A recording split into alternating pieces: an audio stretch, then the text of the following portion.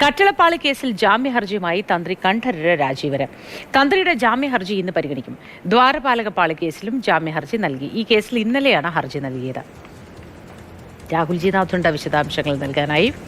Rahul, good morning. ഇതുവരെയുള്ള എല്ലാവർക്കും ജാമ്യവുമായി കോടതിയെ സമീപിച്ചു. ഇനി ഇതാ തന്ത്രിയുടെയും ജാമ്യം പരിഗണിക്കാൻ പോവുകയാണ് കോടതി. എന്താണ് വിശദാംശങ്ങൾ? ജാമ്യം കിട്ടാനുള്ള സാധ്യതയുണ്ടോ?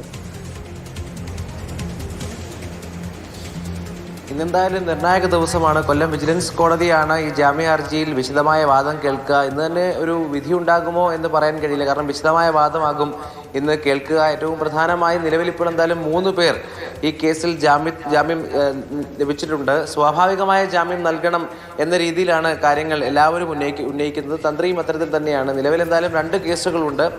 അതിൽ കട്ടളപ്പാളി കേസിലാണ് ഇപ്പോൾ എന്തായാലും ഈ ജാമ്യ ഹർജി സമർപ്പിച്ച് അതിൽ വാദം കേൾക്കാൻ പോകുന്നത്.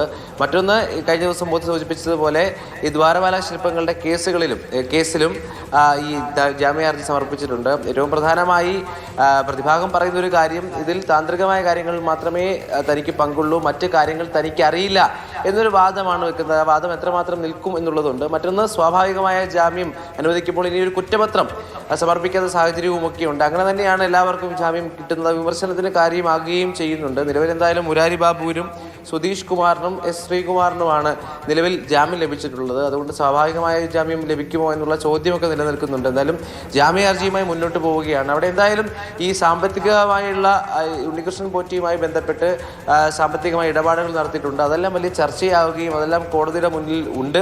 SIT അതിന്മേലൊക്കെ കാര്യങ്ങൾ പറയും. എന്തായാലും വലിയ സ്വാധീന ശക്തിയുള്ള ആളാണ് പല മേഖലയിൽ. അതുകൊണ്ട് തന്നെ ജാമ്യം അനുവദിച്ചാൽ ഈ തെളിവ് നശിപ്പിക്കാൻ ഉൾപ്പെടെയുള്ള കാര്യങ്ങൾ നടക്കും എന്നാണ് SIT ഉൾപ്പെടെയുള്ളവർ പറയുന്നത്. അതുകൂടി പരിഗണിച്ചാവും കോടതി എന്തായാലും വിധി പറയുക. ശരി, രാഹുൽ ജി നാഥാണ് വിശദവിവരങ്ങൾ പങ്കുവച്ചത്. കണ്ഠരര് രാജീവരുടെ ജാമ്യ ഹർജി ഇന്ന് കോടതി പരിഗണിക്കുകയാണ്. വിശദമായ വാദം കേൾക്കുക തന്നെ ചെയ്യും.